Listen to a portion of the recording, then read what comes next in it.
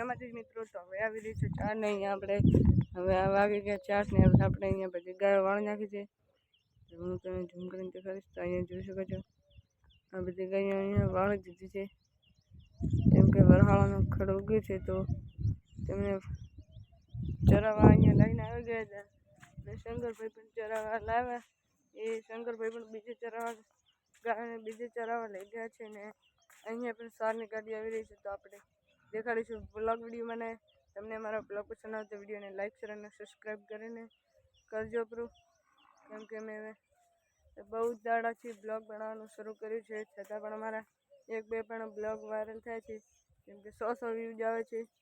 તો 1000 વ્યૂઝ પાર કરી જાય એવી અમારી આશા છે મિત્રો તો તમારા બધાના સપોર્ટથી અમારે 1 લાખ વ્યૂઝ પણ આવી શકે છે પણ સપોર્ટ કોઈ કરતું નથી યાર એટલે એ તો એ પણ વિડીયો હું બનાવવા રાખું છું તો વધુથી વધુ વિડીયોને વાયરલ કરો ને લાઈક સબસ્ક્રાઈબ કરવાનું તો ના જ ભૂલતા અને કોમેન્ટ પણ જરૂરથી કહેજો કે તમારા ગામમાં ગૌશાળા હતો અને હવે આપણે આવેલું છે ડાલું તો હું તમને ડાલાનું શૂટિંગ વિડીયો દેખાડીશ તો જોતા રહો વિડીયોમાં અને બ્લોગ પસંદ આવે લાઈક સબસ્ક્રાઈબ કરી દો તો આપણે આ વિડીયોને શરૂ કરીએ અહીંયાથી મિત્રો મિત્રો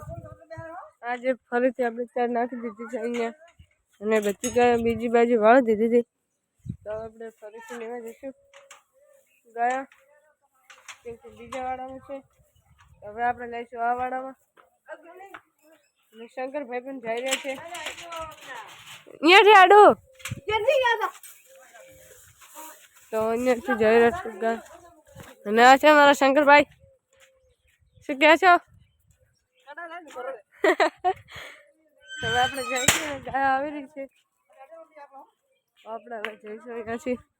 કે રસ્તો છે અહીંયા શંકરભાઈ જઈ રહ્યા છે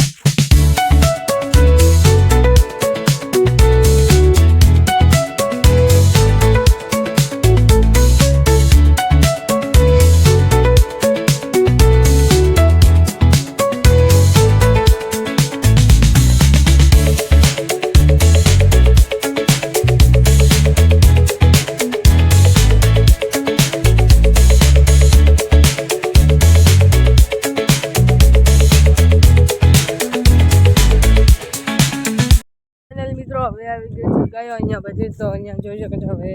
આ બધી ગાયો આવી ગઈ છે અને શંકરભાઈ 2-4 એટલે લાવી રહ્યા છે તો આવા વિડીયો જોવા માટે લાઈક સબસ્ક્રાઈબ કરતા જજો અને અહીંયા હવે આપણે જઈશું 4 પણ નાખી દીધી છે હવે હું તમને દેખાડીશ તો અહીંયા જોઈ શકો છો આ બધી ચરવા પણ માંડી છે તો આજના વિડીયો માટે તમને અમારા બ્લોગ પસંદ આવે તો વિડીયોને લાઈક શેર અને સબસ્ક્રાઈબ કરીને જજો મળીએ બીજા બ્લોગમાં તબ તક કે लिए